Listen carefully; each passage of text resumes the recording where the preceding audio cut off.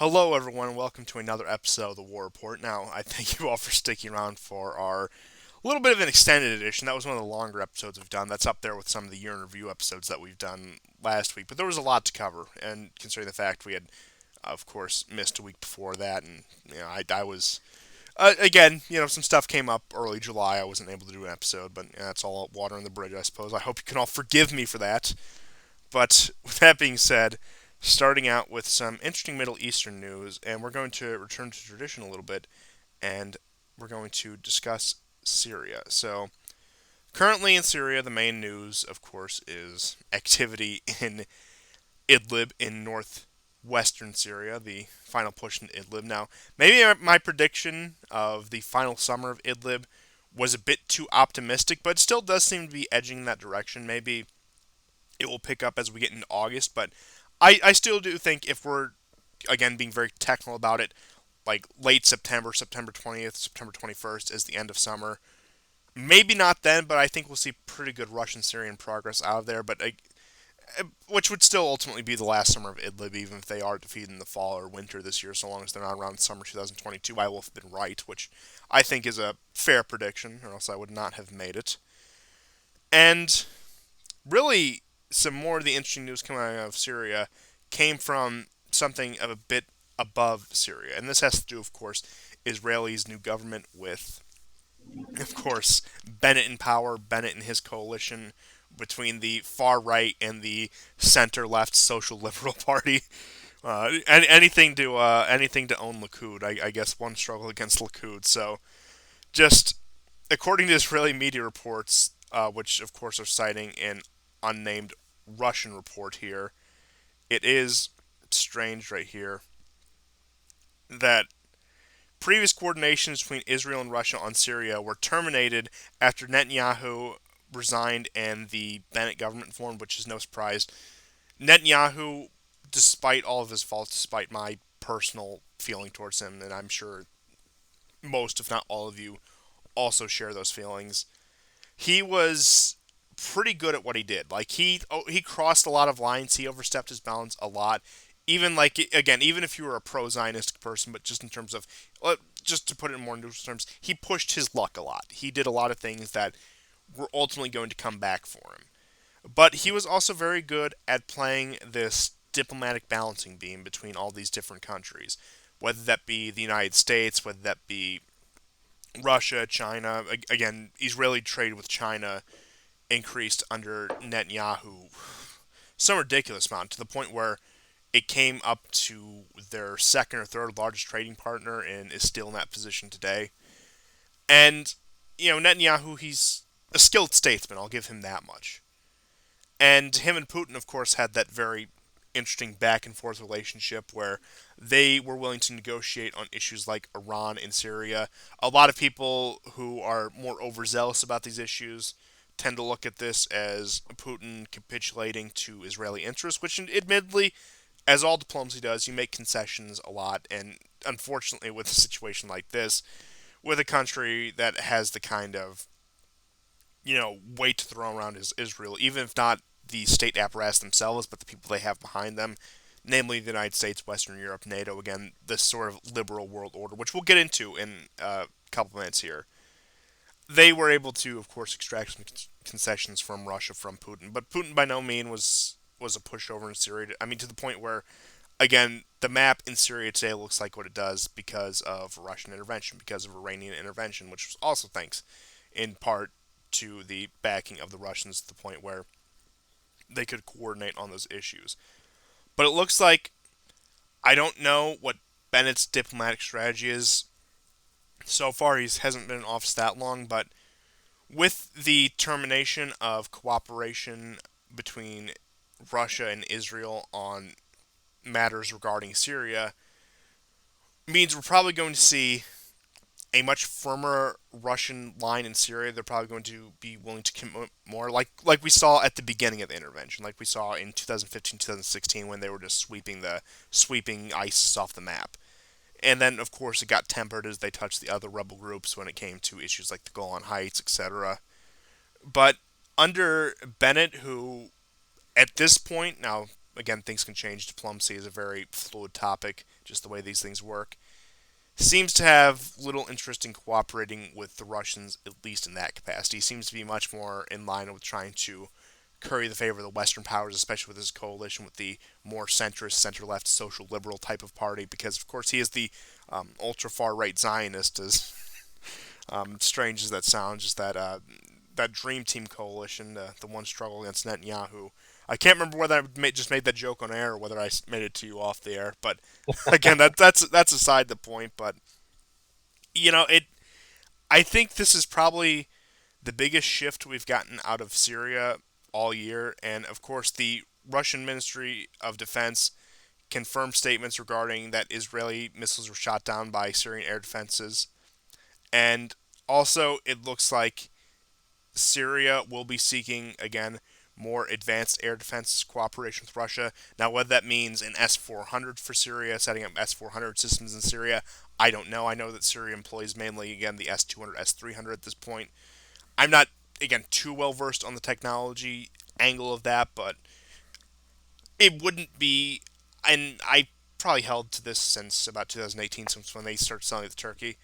It wouldn't be too surprising if they tried to, again, establish these more advanced systems in Syria and help Syria establish these more advanced systems. But it looks like to the point where, at least what it says on paper. Now, paper and reality are two different things, as you should know, especially watching this show for however long we've been doing it at this point. It seems, based on what they're saying at least, the leniency that Russia gives to Israel to strike these pro-Iranian groups and strike these targets in Syria, particularly in northwestern Syria, is coming to a halt, which, like I said, is probably the biggest shift we've seen in Syria since, I would say, pre coronavirus.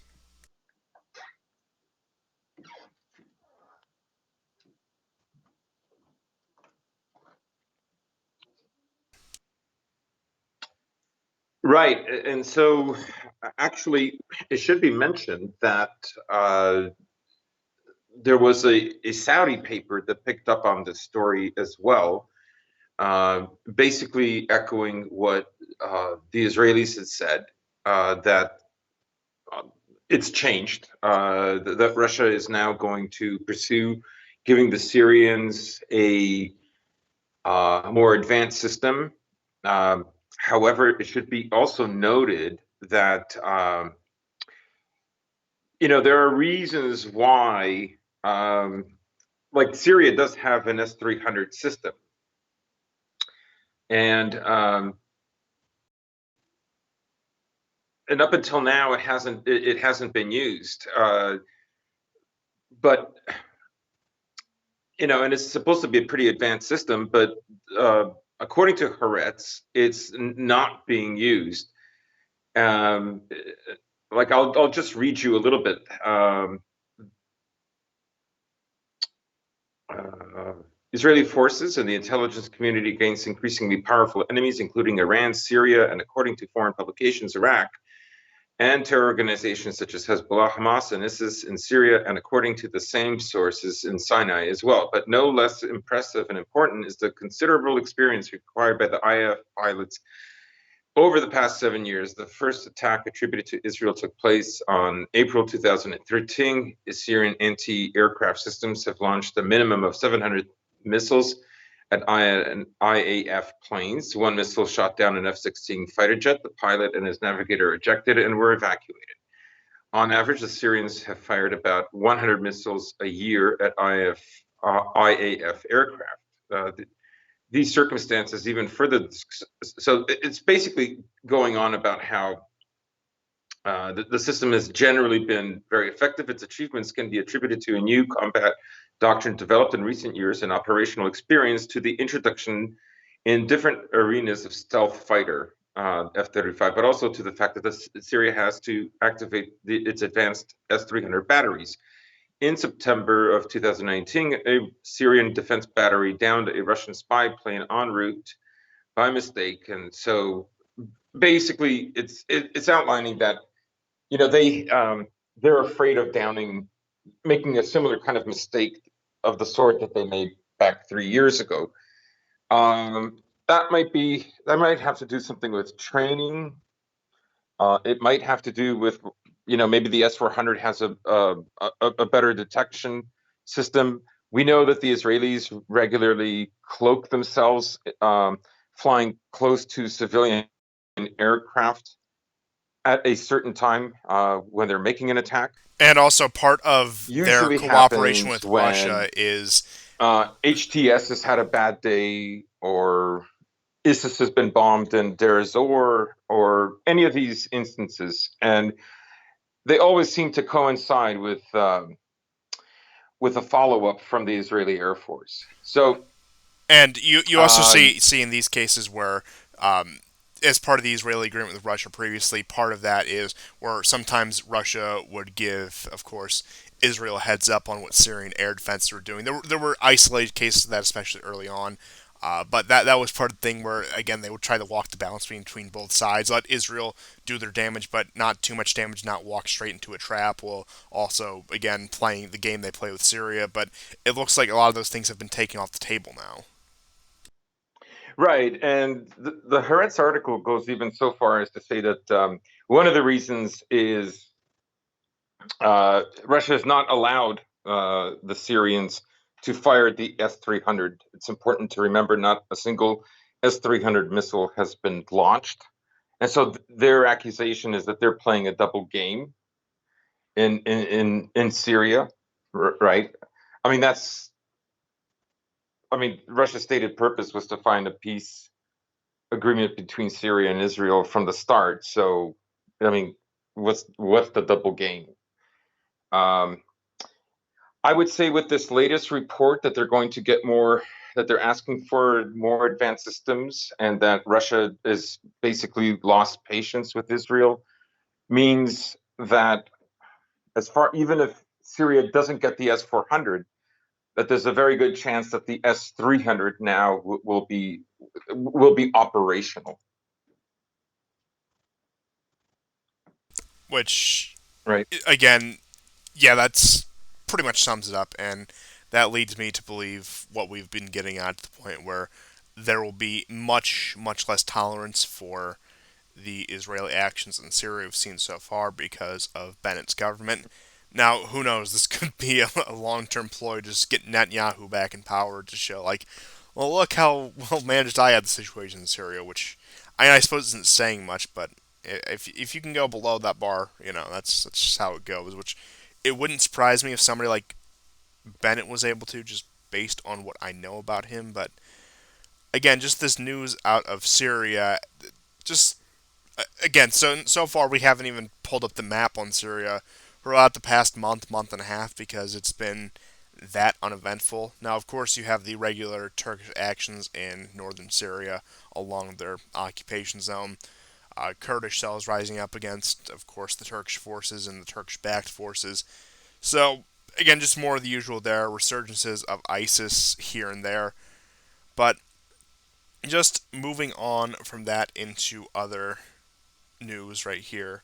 We'll delve into Afghanistan, but I would say first we should get into some of the stuff that we had on North Africa. Now, of course, Tunisia, the heart of the Arab Spring, the first place that toppled their dictator Ben Ali and brought democracy to the region and progressivism and all these liberal values and quote unquote fundamental human rights, all these wonderful things, is now on protest again, and their fragile democracy may be in danger.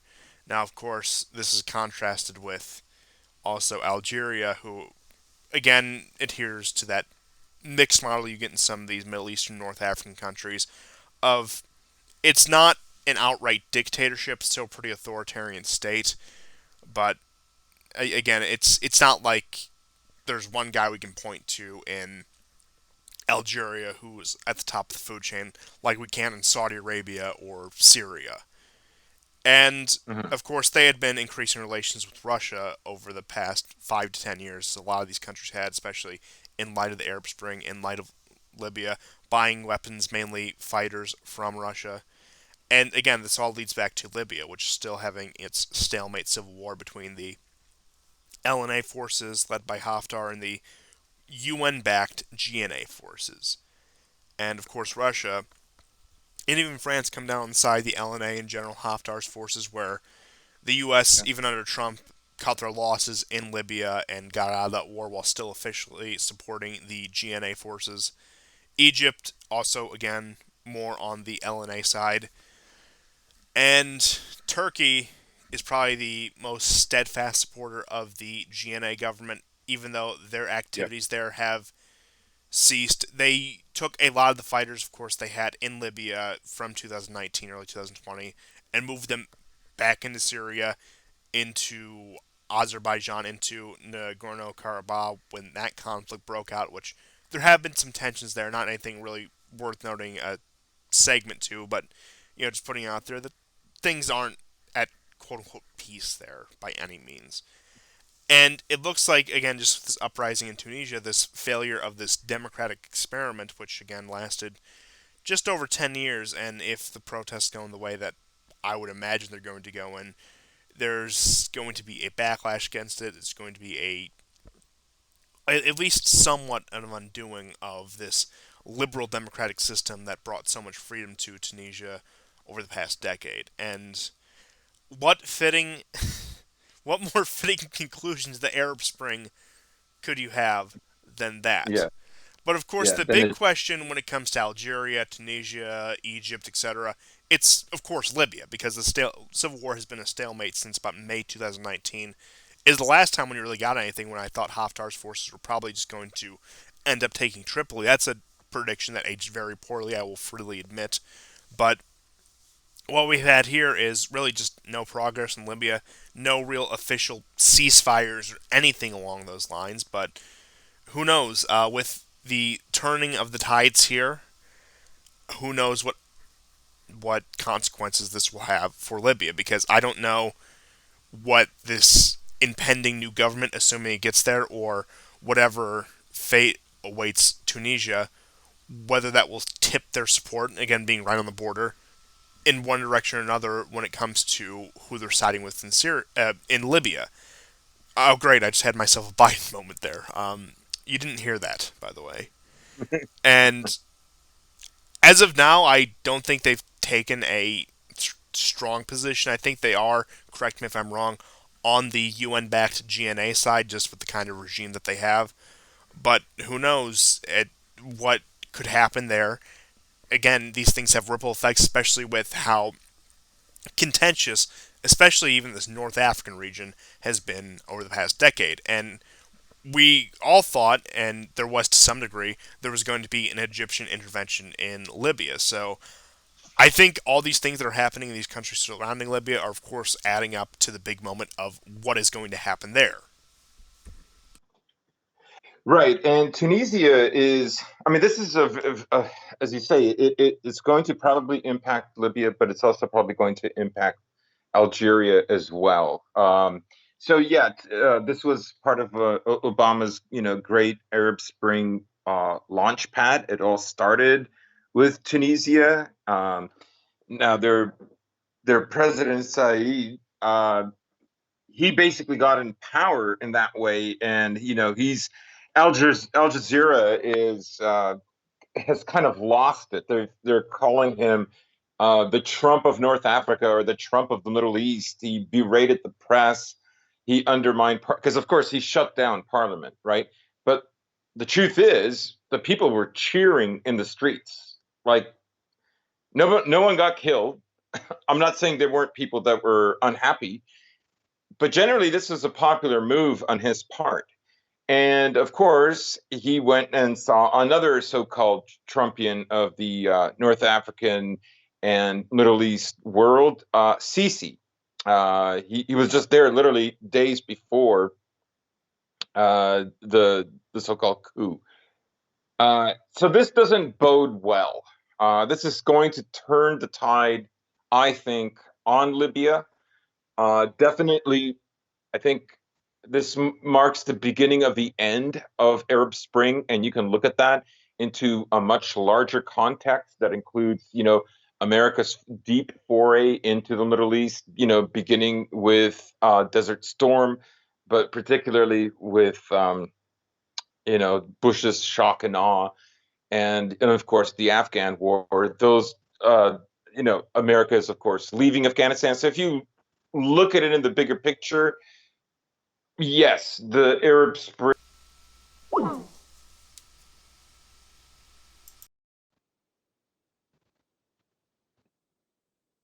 So yeah, the Arab Spring is essentially over, and you're seeing a meltdown It's Jover. across the Arab world, but it's probably already happening in a more um, quiet way across the West. And now I don't want to oversell the importance of Tunisia. It's a small country. We'll probably not see this effect of America withdrawing in a region and China going in, but it is going to be, I think, an important region for Russia. Now, Russia has sold many warplanes to their westernly neighbor, Algeria. Algeria is a much more bigger and more powerful country with respect to Tunisia. And of course, it affects France, so it has leverage against France. And Algeria has expressed that they want to buy more fighters. So this is important. Um,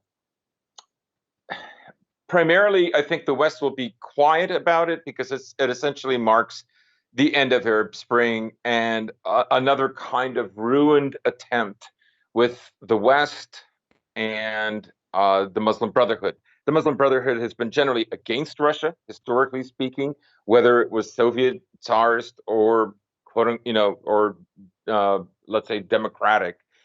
It is opposed to Russia. And that's probably one of the reasons why Obama sided with the Brotherhood in order to achieve, uh, you know, his basic goals for the so-called Arab Spring that was supposed to reinvent the Middle East and integrate them into the world economy and so on and so on.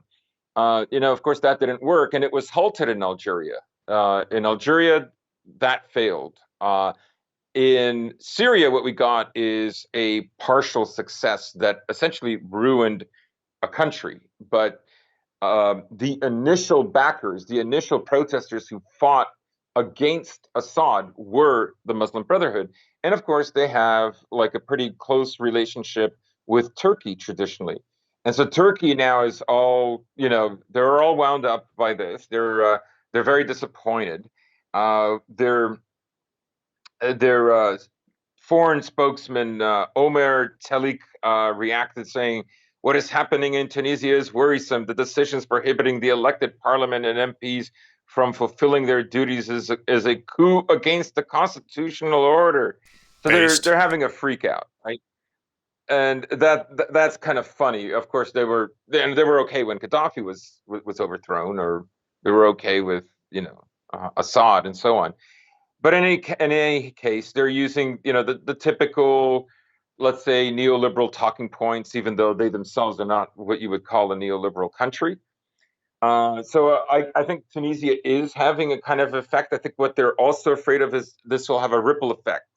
Remember, they're not winning in Syria. They lost Egypt. Algeria they never got, and Tunisia has flipped it. So generally speaking, Libya is now kind of surrounded. The pressure is going to be against them. And as soft power, as a propaganda tool, this isn't working very well. And it just adds to the general sense of demise and malaise that people sense within Western countries, right? People know that something is wrong. America's retracting from these theaters. But what I think 3, 4 years ago, I think people thought they would feel really good about leaving those regions. But there is a kind of sense of defeat for those that are more invested in this. I don't doubt that a lot of Americans literally don't care and are happy. But I think the bigger picture is that they do sense that there's a retraction of power. Oh, of So course. Even if you yes, aren't a yes, fan of these interventions, which I certainly am not, it still is very foreboding that something we've sunk so much time, money, and effort into is just being abandoned overnight. In some cases, quite literally. Like, with the Bagram Air Base in Afghanistan, which we'll get into. Right. And like you can use the argument, well, we wrecked it so no one else could have it. I mean, yeah, but you like spent trillions of dollars. Like in 20 years, I mean, people have seen that map of trading partners of the US. 20 years ago, America completely dominated the world, like completely dominated the world. China had Mongolia and a few other countries 20 years ago. And now it's completely flipped. There's only two countries in South Africa, South America, whose biggest trading partner isn't China. And in Europe, it's basically Italy, France, Portugal, and the UK that are not China's biggest trading partners. Virtually everyone else is. I can't So, remember where Israel was on that map. I think Israel still had the U.S., but like I think it's pretty close by this point, and it's projected to be overtaken soon, which again is a whole new yeah. dynamic when it comes to the Middle East. I mean, that's what happens, of course, when you send out your entire manufacturing base halfway across the world, and people are surprised when, of course, China is the country that has more trading partners, the country that's more prosperous in trade. I mean, historically, they have been has been something that they have excelled at. They go out, find these far off civilizations, Mhm. and I mean that's what the entire Silk Road was. But so it's Hello? second nature to the Chinese right here. And with that being said, again, it's no surprise, but like just the rapid rate at which it's happening is mind-boggling. And again, you compare the map from the year 2000 to the year 2020, which surprisingly enough, that's a map I actually do not have on record. Probably should get it on record for when we make references to it. But otherwise, again, like I think you summed it up pretty well. Yeah, so you can see what China was doing the last 20 years compared to what the US was doing. And what the US was doing, in a sense, was very cynical, mostly against its own people. Um, when you ship all your industry away, of course, that makes you vulnerable, particularly in wartime, obviously. But what it also does is it suppresses the power of your own people, right? The loss of ownership is absolutely parallel with the amount of business industries that America shipped overseas and even facilitated just for bottom line for some big mega corporations. And now you see a kind of people have an estrangement, particularly after the COVID lockdowns. There's no question now, and with BlackRock buying up houses, there's no question now that you really aren't going to be, you're not going to own anything. If you were born in the 90s, you're in big trouble, right? This is like literally the worst time to be an American. And it's much the same for many Western countries, and for Western European countries as well. So that's what they did.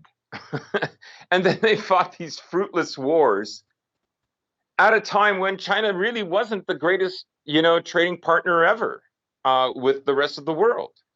It is then that they should have thought about these things. Now, some people have argued that, propping up Tibet as an issue was an effort, but it was all soft power. And And again, that goes some, back to the point we always make about the Trump Putin summit back in 2018. That was a deal that yeah, was made 15 years too late. yes, yes, yes, right. So yeah, so that's Tunisia. The only other, I mean, there's other news, of course, with the Middle East. But if we could just momentarily go to Syria again, there was an ammunitions depot that was blown up. Literally, the whole thing gone, which belonged to HTS. That's the Al Qaeda affiliated group that sort of controls that little area called Idlib, and they're not sure who did it, but hours later, they were involved in a gunfight with a small band, and the small band eventually got away. So it looks like there's other groups vying for power over Idlib, which is really like it's very small. Israel talks about being small. Well, try Idlib. So, anyways, that's for Syria. But I guess the other news we could talk about it as long as we're staying talking about the Middle East is Iraq. I missed out on this Iraq news. I think I'll let you take over from here.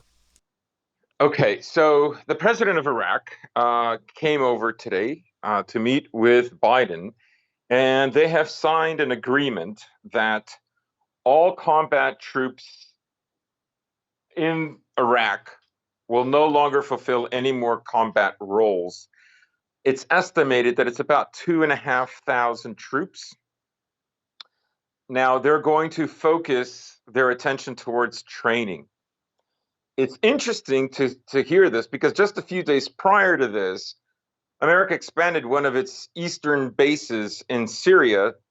And then the day after they had announced that they would do this, and initially I thought they were building another base, but this expansion was to again train troops.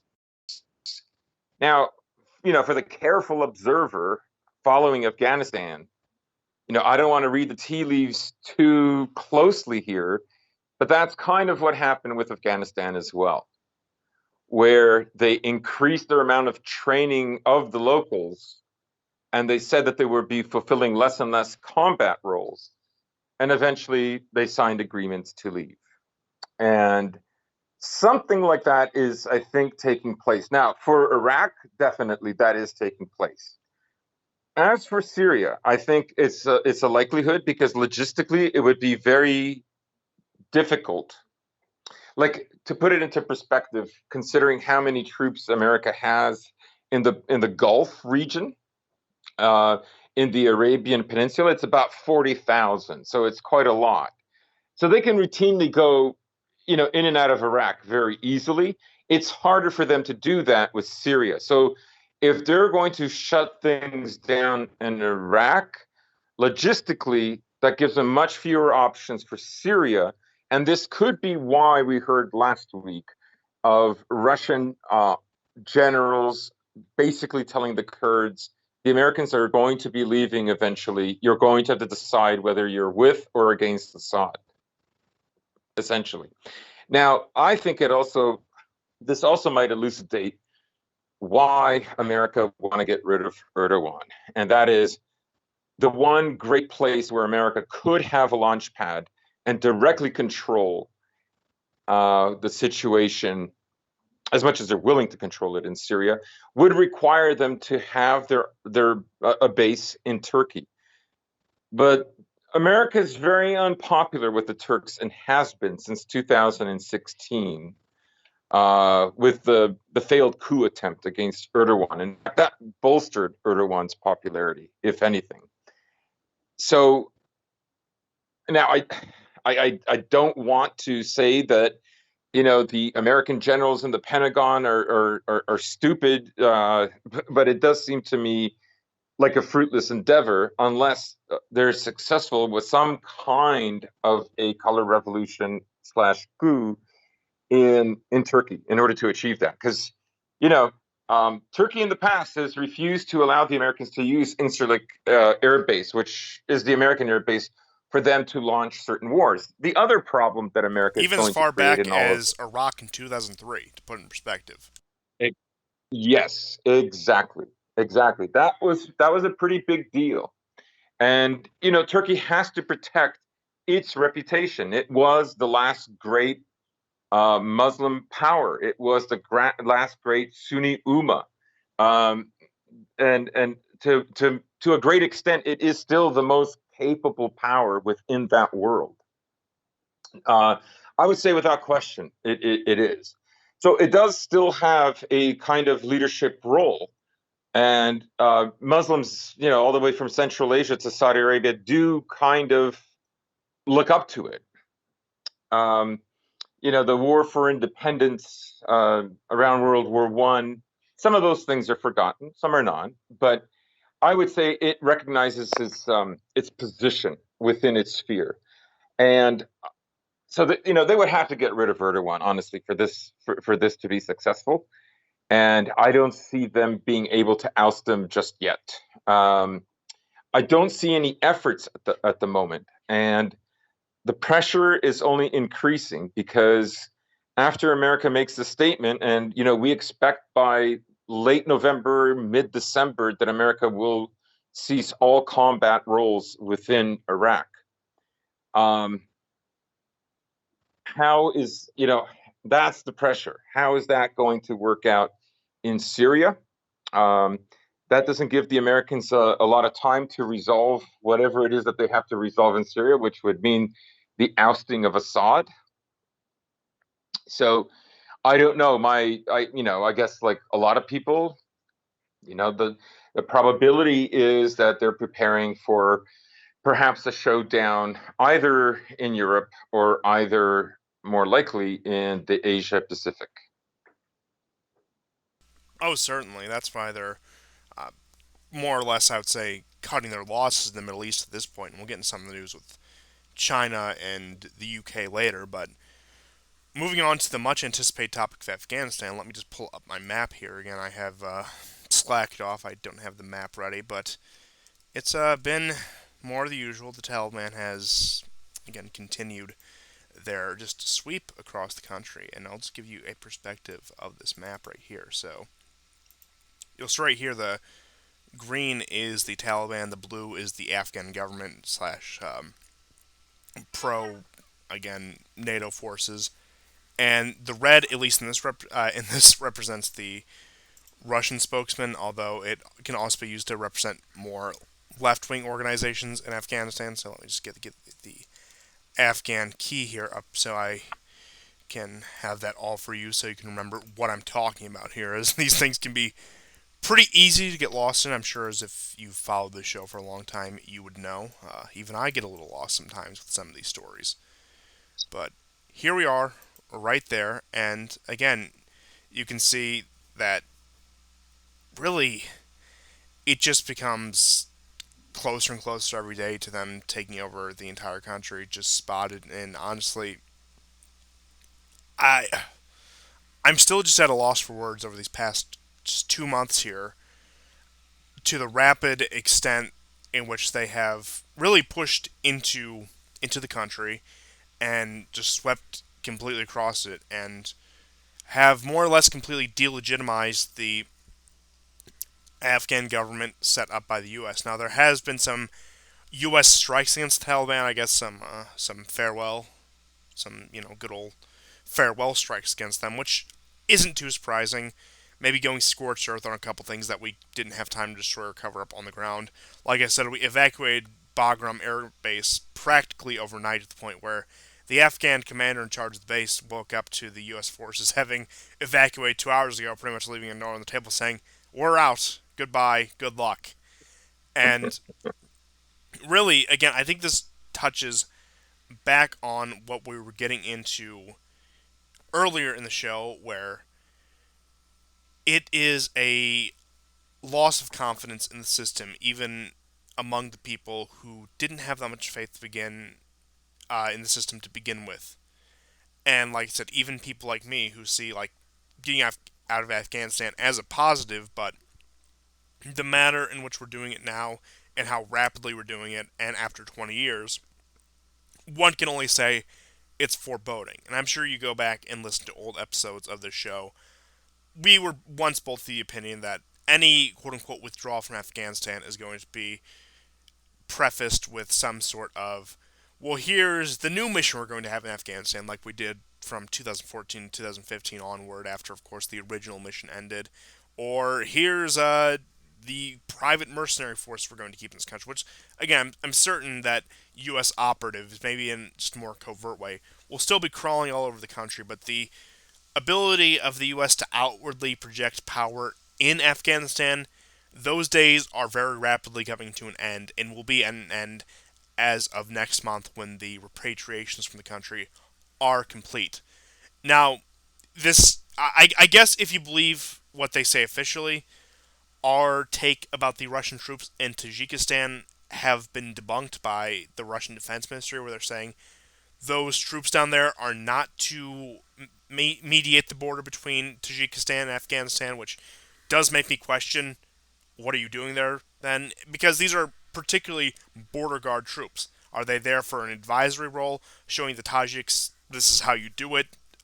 If they're not going to be actually participating, that's the only other conclusion I can come to here because they said they're not there to guard the border for Tajikistan, but they didn't give any even just canned reason for them being there in the first place.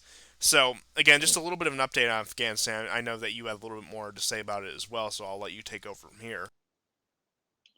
Right. So, oddly enough, the Australians are now wondering if they should actually continue a role in Afghanistan.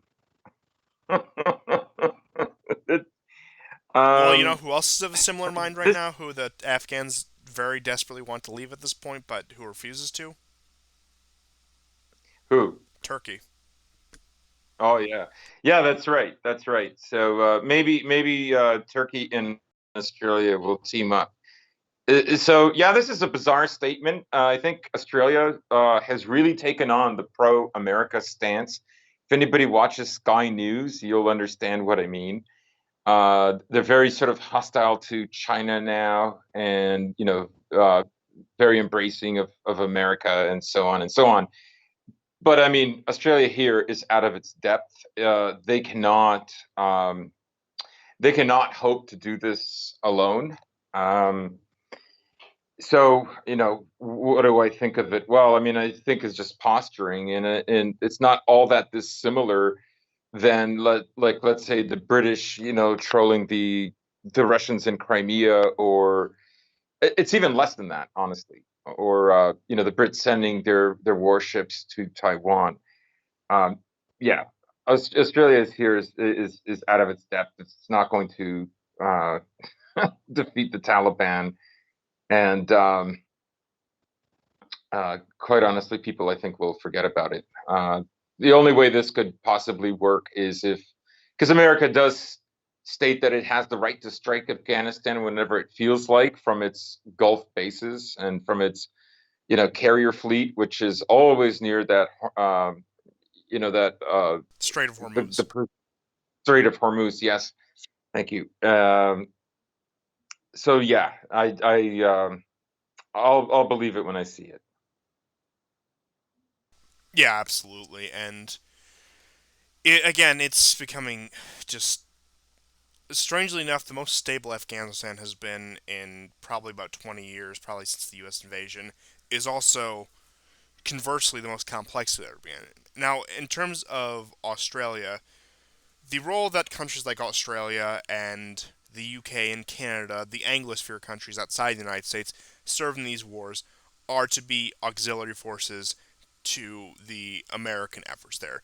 Not that that doesn't apply to other NATO countries you may think, such as Germany, Italy, Belgium. Like some of these smaller ones, France even. Even though I suppose France has a bit more of an independent streak, not too much though. But especially when it comes to the other Anglosphere countries, they are again more or less auxiliary forces when it comes to these sort of interventions. So the idea that they would be able to continue the Western mission in Afghanistan, even with the assistance of the great Sultan Erdogan himself, seems a bit far Yeah, fetched, a bit hard to believe, at least in my humble opinion. And yeah, really, again, I know that a lot of the Taliban's advances have been stopped because the Afghan government proper, at least, is trying to enter into negotiations, trying to reach a settlement so the country isn't completely engulfed by Taliban rule and engulfed by fighting in general. Which again, it makes you wonder what's the going to be going forward here. What is the longevity of the Afghan government? Because to put it in perspective, after the Soviet Union withdrew in 1989, of course they kept up aid to the Afghan military and to the Afghan government until the collapse in 91. And it wasn't until in 1992, probably about 6 months after the Soviet Union collapsed, when the Afghan Communist government, when the Democratic Republic of Afghanistan collapsed itself. And you also had, from 92 to 96, a subsequent civil war of the Northern Alliance and the other anti Taliban forces fighting against the Taliban. That's, of course, when they really came to prominence, broke off from the Mujahideen, and these other, again, pro quote unquote pro Western resistance groups in Afghanistan. So it just seems like what we have done was literally for nothing, because it seems like the timeline for Afghanistan when it comes to the ruling factions, coalitions, maybe it's a bit more diverse now as we cover the Taliban's efforts to diversify itself, but it seems like resetting the timeline to September 10th, 2001 is honestly all I can say about it. Right, right. Yeah, I mean, also it doesn't. I mean, America will lose even more respect than it's lost the last decade or two if it decides to re-enter Afghanistan. Um,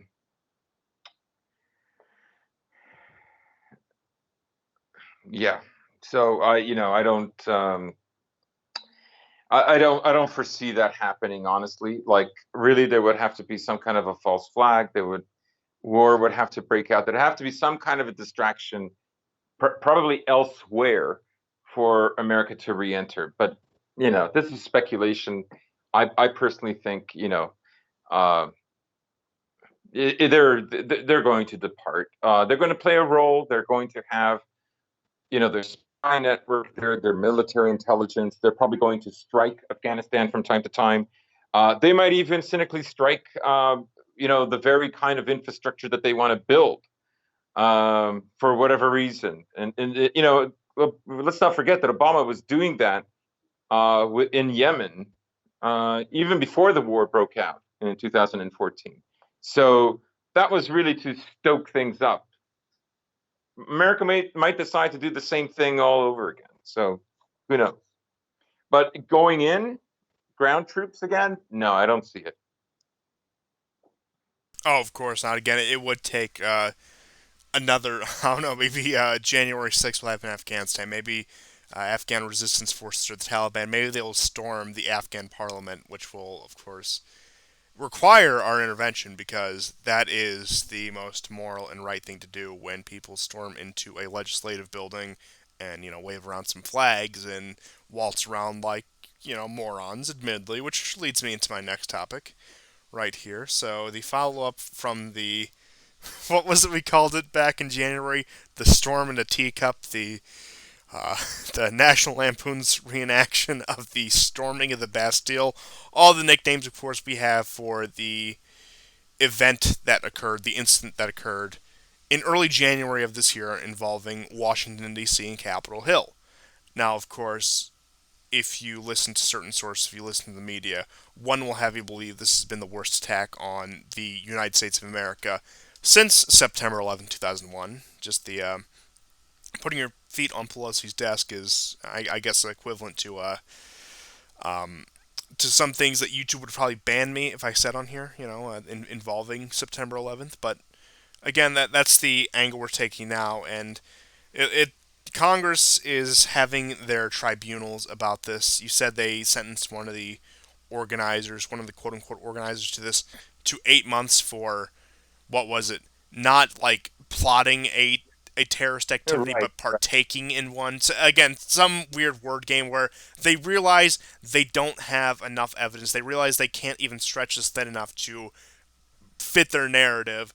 So they're Right. putting away these people on weasel words. Of course, a lot of the crackdown has been outsourced to, again, these NGOs and to these corporations. I'm sure you all saw, which, pretty ironic since you'll be listening to this on YouTube.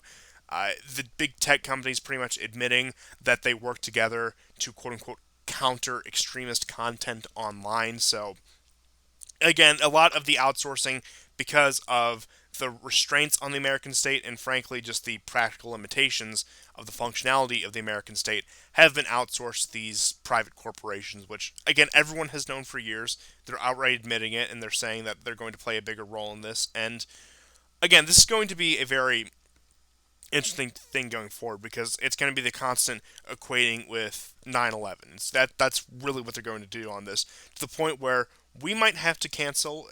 We do this every year. We usually do a 9/11 retrospective episode. We might have to turn that into a January 6th retrospective episode. Who knows? Strange times indeed are ahead. Right. In that particular wording, I think his name is Higgins, is such that it almost makes no sense. So he was charged with obstruction, but as a prosecutor said, because this was an obstruction, but it was within a terrorist moment, a terrorist environment, that is going to play a role on how you are sentenced. And even with that, and of course, they stated that this will set a precedent. Even with that, the desired 18 months was cut down to 8 because, as you said, there's really nothing. What are they going to charge him for? Like loitering? Obviously, there were some other protesters that fought with the police. There were some that vandalized, although not very much, and there were others that, well, they went into the offices of elected officials. And as based as that is, like, honestly, if nobody's covering your back, like, very few governments are going to tolerate that. Even Well, like I said, even from a government. from the beginning, Go ahead. it was a low low reward, high risk prospect. The idea of even going in there in the first place, because at that point, I again, and I'm pretty sure I stated this on this episode, but just to reiterate. By that point, if you were putting your neck on the line for Donald Trump after these past 4 years, and now I'm not even trying to be a 5%er about this or anything. I mean, look, fair enough if you are. I'm not going to debate the issue. It's sort of a dead issue by now. But if you were putting your neck on the line for Trump by that point, I think you were either far too optimistic or far too naive, or possibly a combination of both. Yeah, yeah. So, you know, I think. I mean, it's going to be interesting to see um, what the other defendants are going to be given. We know that they've been abused, they've been beaten in prison, and even 8 months in an American uh, uh, prison system, which is kind of like one of the worst in the world. They're going to suffer. So 8 months doesn't sound like long until you're in In federal a prison. prison with murderers and rapists and whatnot. Um, the other thing is, of course, as long as we're going to stick with uh, with American news, is the Biden administration suggested that they roll out a medical document, a digital document survey app that would track people, and that this would also be involved with security. Well, I mean, it's perfect, right? That's where the whole COVID vaccine thing is going. Um, it sounds particularly draconian. Um, Also, the women in charge of that long COVID program that you've been hearing about in order to yeah, address people with long-term symptoms talk are about literal, like they're like the witchy types who believe in the spiritual healings and have the magic little crystal things. And so I guess the State Department and the Department of Defense are employing literal sorcerers, but that's aside the point. that. I guess that's the trajectory of the modern American white woman, I suppose. One day you start out, you get in, one day you're the daughter, granddaughter, or whatever of the witches they can't burn. Next day you're working right in the heart of the swamp. Who would have thought? Who would have thought that such evil forces would coalesce into one succinct unit? I couldn't have, but I guess here we are. But again, getting into that, of course, the the big hysteria about, of course, the Delta variant, or what's the new variant now? Again, all these Oh, yeah, different ones that they have out there. something. Yeah. Yes, all these things that they keep on putting out there. Of course, at this point, this regime, again, it's acting from a position, of my opinion, of fear and weakness, not necessarily a position of strength. They think they cannot hold on to their grasp of power, so they need to do these outlandish and ridiculous things in order to maintain control of the system because of how much legitimacy they have lost over just the past 4 years from this point out. And again, I guess this is part of it, whatever excuse they can use to shoehorn it in. And already you had Biden also speaking on domestic news, speaking about cyber attacks, saying, quote, if we end up in a war, a real shooting war with a major power, it's going to be as a consequence of a cyber breach, which, again, the more, I would say, overzealous people or the more, I would say, concerned people say, oh, of course they're just sowing the seeds for us. They're putting this idea in their mind, predictive programming, if you will, because something like this is going to happen soon. Now, I wouldn't go that far to speculate about something so what would you say, uncertain, and especially with cyber attacks and cybersecurity breaches happening all the time, it would take one, I think, of a major scale in order to rile up the American public to war, especially considering the fact anything that'll have to do with the government, with pretty much anything in the United States, will be politicized at this point. You go even all the way back into 2016 with the leaking of the DNC emails. Of course, the Democrats, where this idea originally came from, thought this was just a gross breach of American security and that this justified some sort of harsh retaliation against Russia.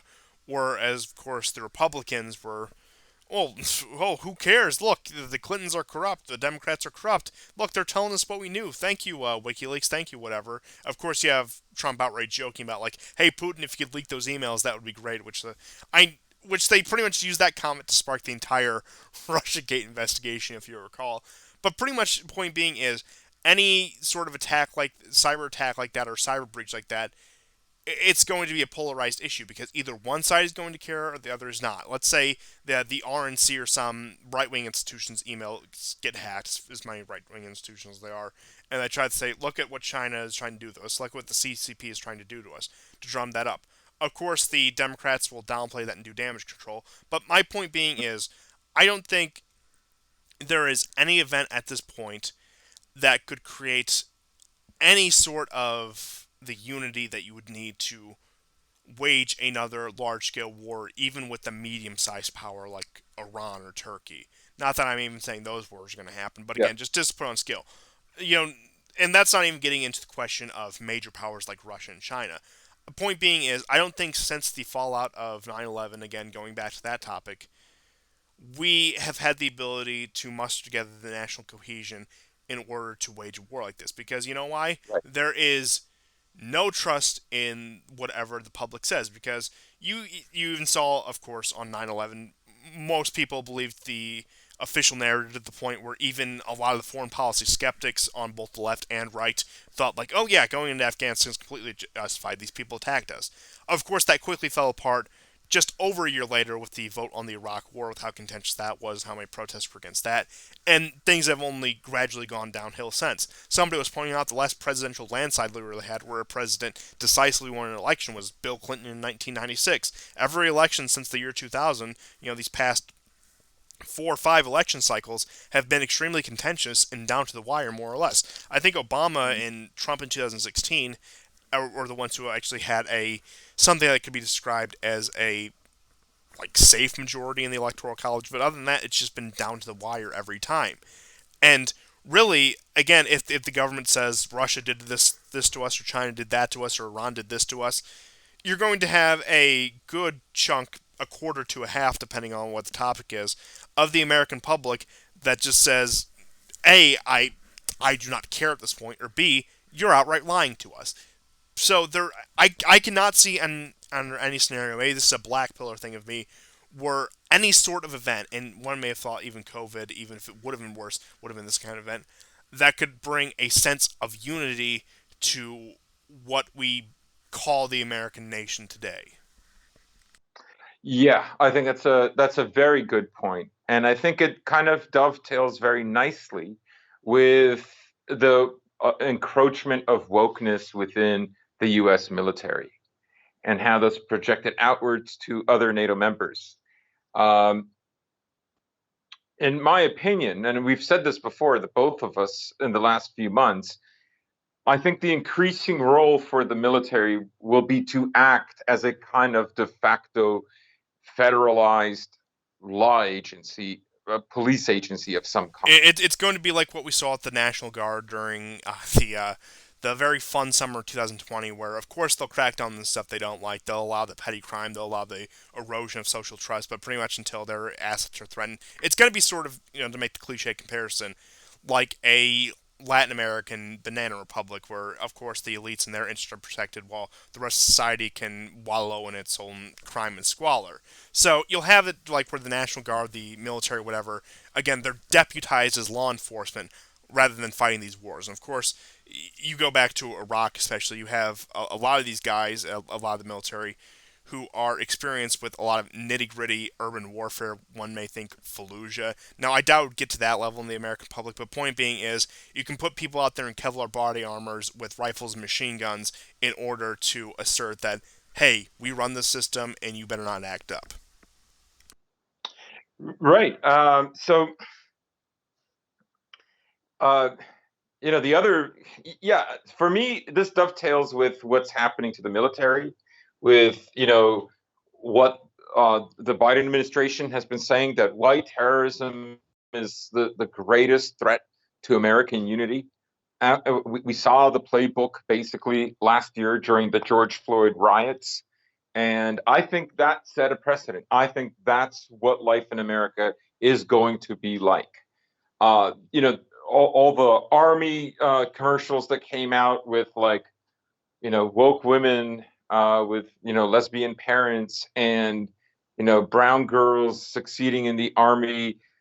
That sounds a lot like the so-called, community outreach for inner cities, right? Well, they're going to use that same kind of playbook in order to reinforce about what the face of America is going to be like, how it should be enforced, who are the baddies, and I think they foresee far, as you said, far more division in the U.S. If anything, I would say that America is probably going to expect Europeans and other people to fight like the ground battle while America supports them with intelligence and missiles.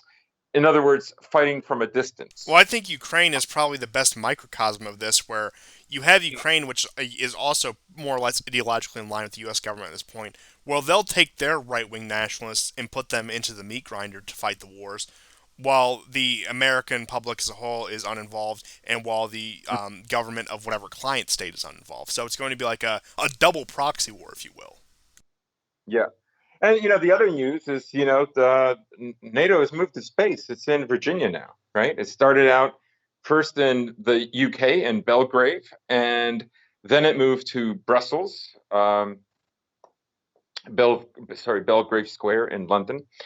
Then it moved to Brussels, and now there's been this transition period since 2018 to move it to the US. Well, that's kind of like, in a way, the way Chicago was this second city that, in case America was attacked on its shores, Chicago would be like kind of like the new New York. If things got really bad, it would go to this heartland strategy. Canada has the same thing. So if we were losing our eastern border, the new capital would be Winnipeg, well north of Chicago, but in the same sort of vicinity. It would be in the Midwest, but much further north. And so that's interesting to me. Like, I mean, if anything, of course, obviously, if anything says that NATO is an American project, it's the fact that its headquarters are moving to Virginia. But now there's no pretext, right? Like, it's not going to. First, they moved it from 1952 in the UK, then to Brussels later, much later on, and here we are. It's in Virginia. That does sound to me like, again, it's this retraction process, right? This concentration that's happening. And honestly, it's kind of worrisome. Is this a preparation for something quite ominous to take place? I don't know. Yeah, especially with the developments with, and we'll get into it later, France and also Germany, Russia, and Ukraine when it comes to Nord Stream 2, to the point where are we more or less throwing the Western Europeans into a meat grinder? And we'll see, especially with these how these election cycles play out and how the just general attitudes in Europe shift. How willing they will be to go along with this project if tensions start to increase with, say, Russia or somewhere in the Middle East. And with that being said, in France, the protests and the riots continue to the point where they tore down the portraits of Macron. And you know what? It, it looks like Macron has completely defaulted back to his pre-LFS 2018 sort of routine to the point where he'll make the comments like, "Oh, I'm the Jupiterian president." He made that one all the way back in 2017, or "My thoughts are too complex for journalists." In which case, I can still respect him far more than most Western politicians, but at the end of the day, he is defaulting into that generic position, which is a shame to see.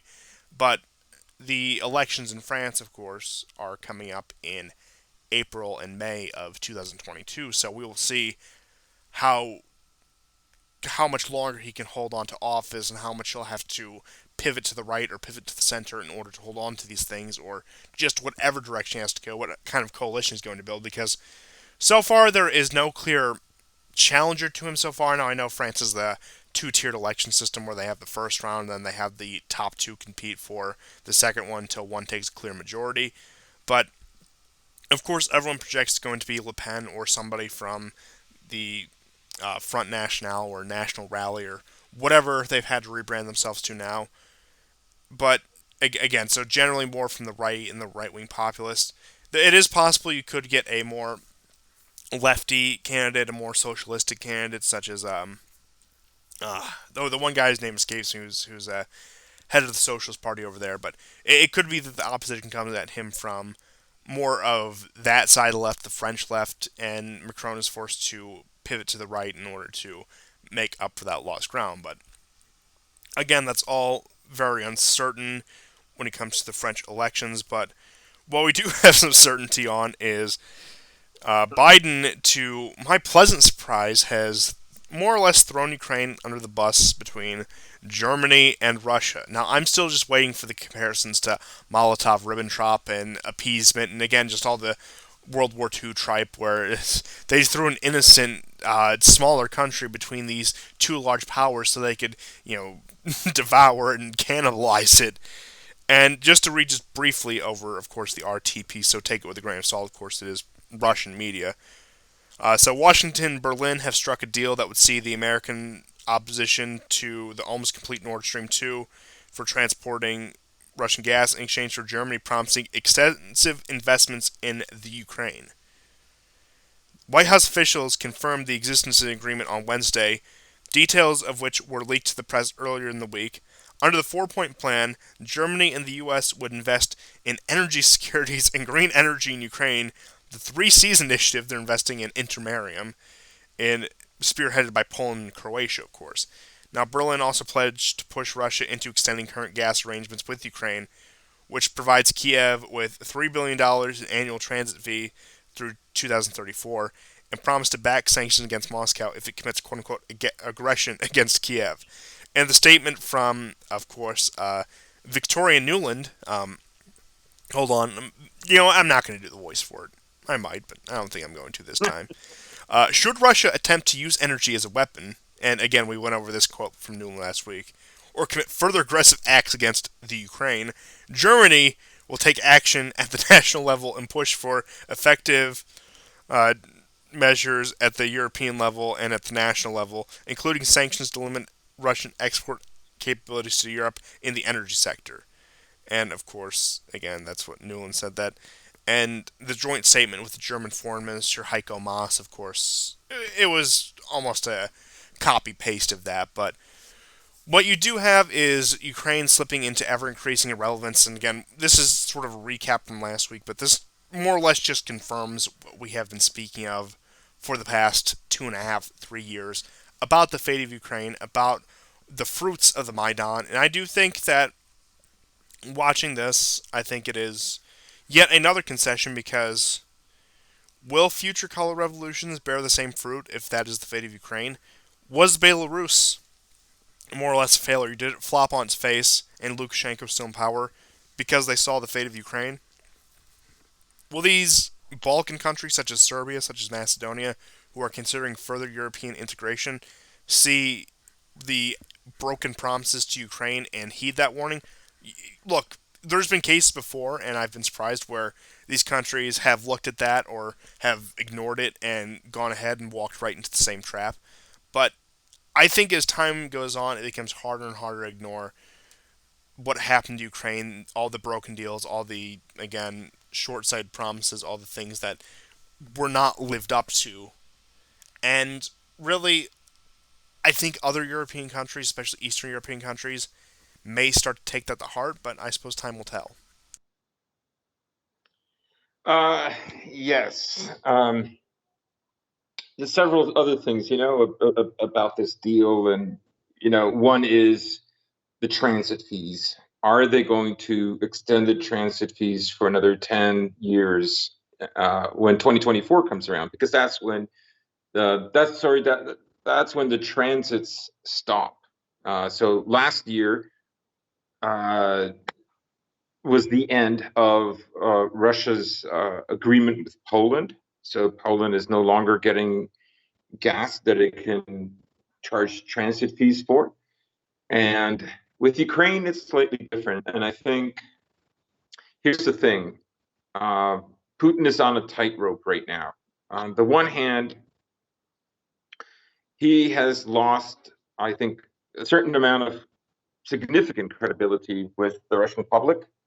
The most recent being the the retirement issue for extending. So for extending when people uh, can get their pensions. The other is the way he has handled Ukraine and Crimea. Uh, People, I think, had hoped that he would be less cunning and more reactive. And I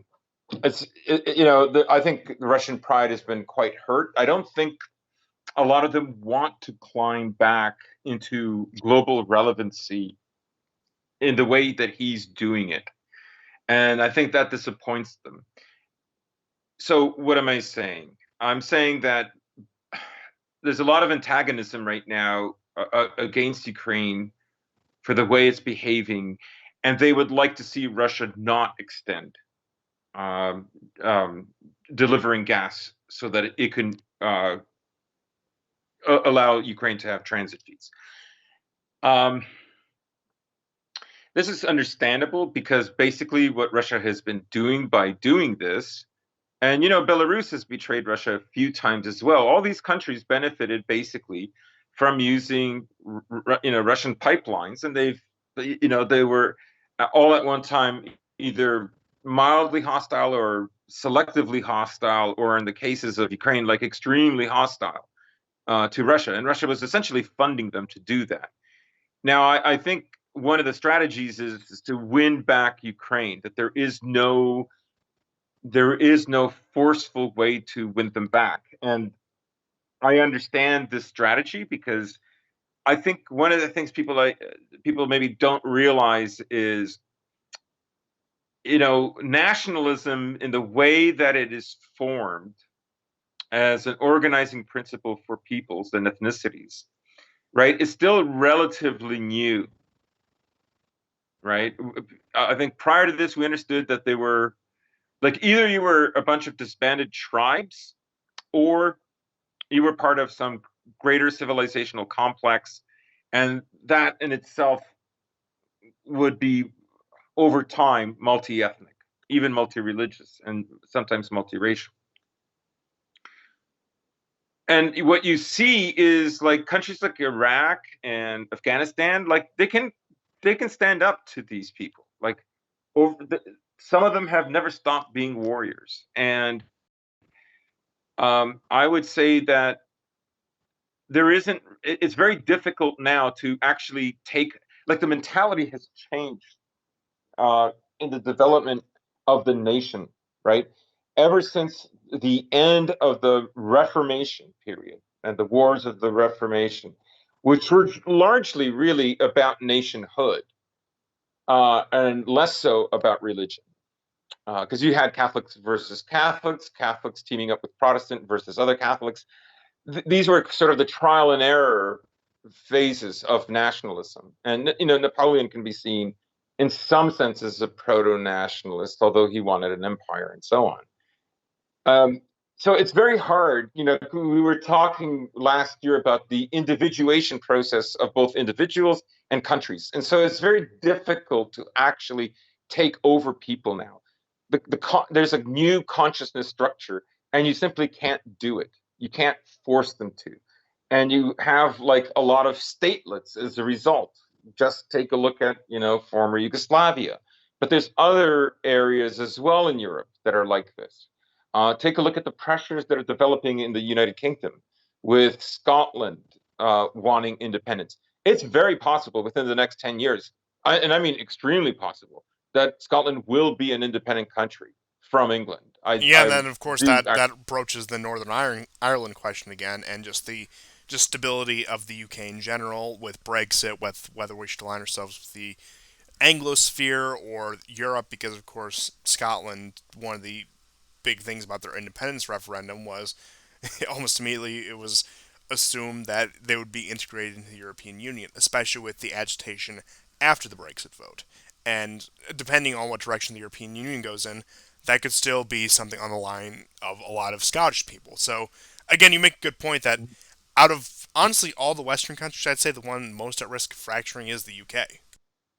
Yes, yes, and so I think Putin's letter that he published, in a way, is a letter to woo over Ukraine and Belarus, and to help them understand that they belong in a larger complex that is, a one people that is in three parts that has developed over the last 1,000 years. And of course, nationalists will outright reject it. But I think what he's also doing is he's trying to give a cultural argument for an integration with Russia based on a world that's very different than 2014. Think how strong China is now compared to 2014. The kind of changes we've seen in the last 7 years are phenomenal. And I think what he's basically saying is like, you guys can be part of the Shanghai Agreement. Like, America is they just want America um, doesn't want you; they want me. Like um, you're fodder for them. They're not going to really invest in you. You're going to have to lose so much of your culture and your traditions in order to fit into their power structure. And so I think that's what that was about. So that's what I would say, that you can't just take over countries anymore. You can't convince people that they're another identity than that, and they're not. Um, that's a consciousness structure that has been developing for the last few hundred years. It may not be here forever. We might see it eventually go away, and we might, see the return of empire all over again. But as you said, And I believe it was about 2 years ago at this point, we are in the era of nation states for the yeah, foreseeable future. yes, yes, I do say that, and I still maintain that. Right. So it's not like Russia can just go in and take over Ukraine and force them to be, there's Eastern Slavic brothers. It won't work. And so I think part of the reason why Russia might want to do it, even though it will be very unpopular and it will hurt Putin for him to do this, um, he is attempting to woo them back. Um, and it's a big deal to do. It's a big risk. Ultimately, um, it's the longer game, right? He's looking further down the field than many of his detractors. It doesn't mean it will work. It doesn't mean it's the best policy. I'm just saying that's what I think his approach is. But it's an idea, it's an attempt. It has a non 0% chance of success. as opposed to what most other world leaders are doing right now, which is, again, just more or less tiptoeing around the status quo and hoping things will work out for the best. And really, with that being said, we can move on to East Asia with, of course, the British Navy is taking up the role of a retreating U.S. in the South China Sea. It looks like the Royal Navy has trying to regain its former glory after being outdone by the French. Of course, I think this is the first. What this has to be like the first time in 400 years, and the French have a more powerful navy than the English do, something like that. But we live in that era right now, so looks like the UK eager to gain some prestige on top of I don't know the past half century for them since the beginning of decolonization, of course, with where they are now with the limbo Brexit with Boris Johnson and the lockdowns and just the insanity of the UK currently. With all that being said, it looks like they are trying to show that they can still throw some punches on the world stage, which is by picking up the slack that the U.S. has left in the South China Sea with quote unquote freedom of navigation exercises, that kind of things, crossing closer and closer to the Chinese territorial waters. In some case, disputed territory, disputed waters, etc. And again, all I can really attribute this to is number one, the U.S. is outsourcing its imperial legwork, and number two, the British are looking for a chance to gain some notoriety that they have not had in, again, probably since the 1960s, 1970s. Yeah, they're going to work with Australia. You watch Afghanistan, I'll watch Taiwan.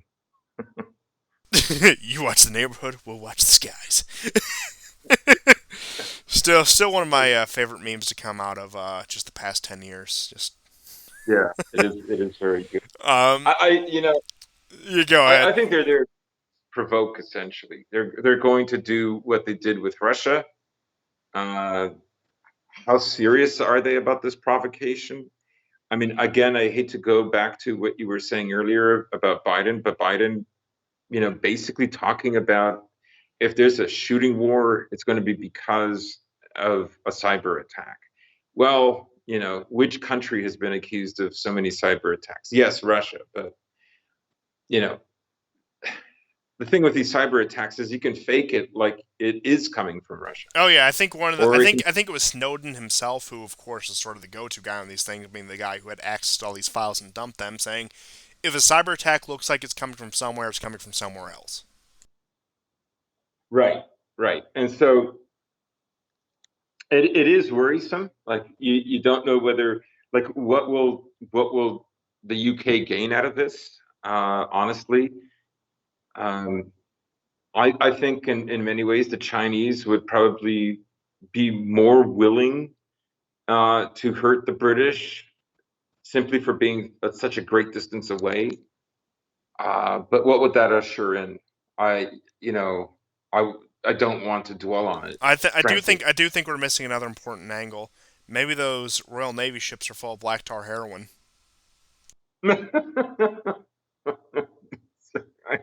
En route to Hong Yeah, Kong, you know how that goes. yeah.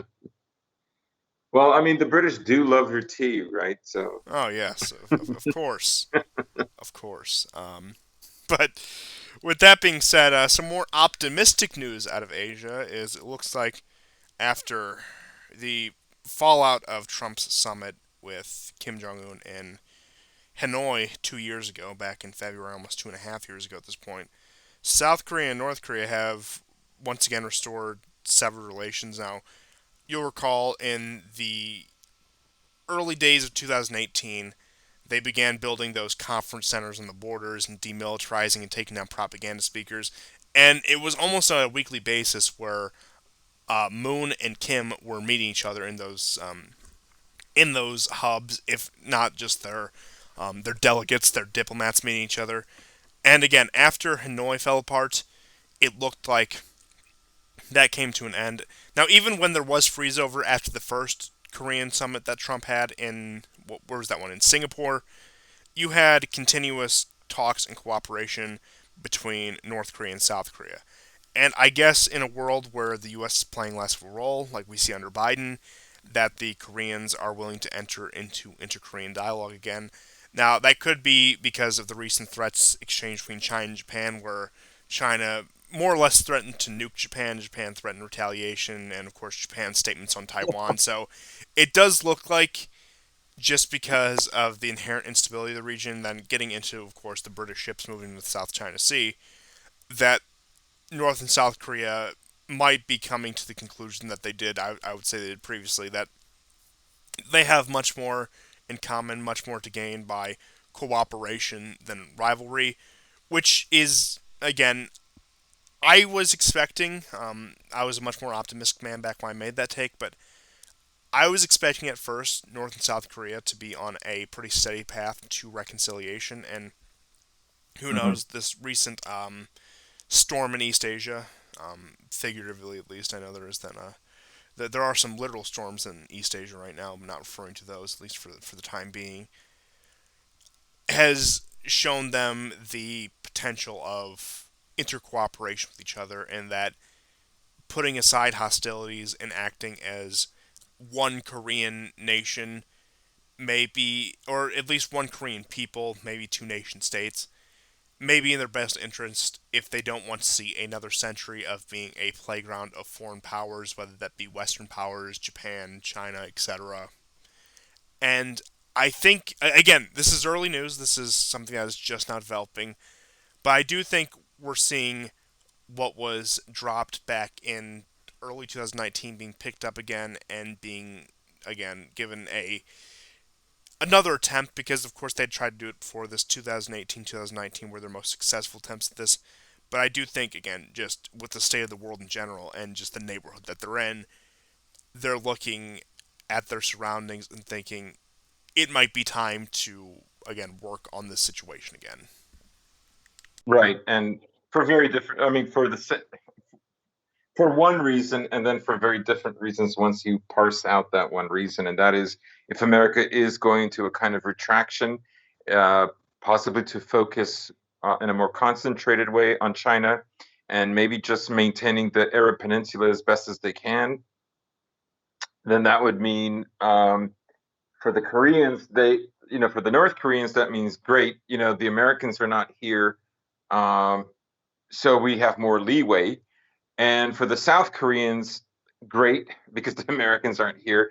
But because without them, you know, like suppose South Korea does demilitarize a little bit, meaning a certain amount of U.S. troops leave. This is just speculation. They might end up staying there, especially if something horrible or unforeseeable happens with, say, reference to China or Taiwan. But if they predict a kind of retraction of American power, then the South Koreans, I think, feel that they will have a greater bargaining ability, a better way to negotiate with North Korea.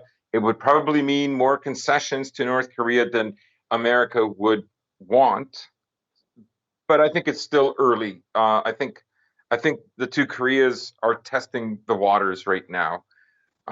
We'll see because at the moment America is distracted. Um, there was another summit, although with China today, although not with Blinken. I forget her name. She's one of his aides or lowers. Are we talking about the So this, purple-haired one? I'm trying to remember her name, or I, I don't know, but because I know the she has more. purple-haired one was the one who was at the Alaska summit between the U.S. and China. Yeah, it's probably her. So that was so. And again, what China said basically, who are you to lecture us about human rights? The same thing with bringing up Indians and so on and so forth. But they did mention something that they don't always mention, and that is America has enough domestic issues right now. We suggest you take it. So I think the world. I mean, that's the thing. When you're the leader of the world, you do have to kind of put everything out there. And so the Chinese are very well aware about how divided the American public is now. Like I hate to harp on it, but before January the 6th, the amount of Americans that believed that either the election was stolen from Trump or that it was very compromised was around 47%. It's not 52%. Like even almost 30% of Democrats believe this. Certainly 75% of Republicans believe this, and probably believe the more ominous of the two possibilities with what happened to the election. So the division is very much there. It's not going away. The rhetoric, they're very serious about this. They do consider this next decade for America is going to be the most challenging one ever. So, I think a lot of other countries are reading into this, and China mentioning this is, I think, pretty pivotal. I have not heard China mention this before. So China's basically, I think, after Russia saying like, why are you holding these guys in solitary confinement or allowing them to get beaten up? They haven't even had a trial yet. Like, this, I think this is going to be a new strategy. They're not going to talk about something that happened 150 years ago, 170 years ago, or 200 years. They're going to talk about what's happening now, and they're going to tease them. They're going to troll them and say, you don't really have your blank together right now. Of course, with the modern media environment, that is, I would say, about a good half of the way wars are waged nowadays, to the point where, and especially, you just have to point out the contradictions of the other side. As weak as an argument in hypocrisy may be in theory, when it comes to the sort of just buffoonish setup that this world is in right now, it works when it comes to undermining and delegitimizing the regime. I mean, for example, the Russians have this down pretty good with networks like RT and Sputnik that used to cater in the Bush years to a more lefty audience, to the point where they would write articles about that kind of stuff. And then around 2014, 2015, pivoted to speaking to more of the distant right and the, again, disaffected right wingers, maybe people who are Trump supporters or used to be Trump supporters.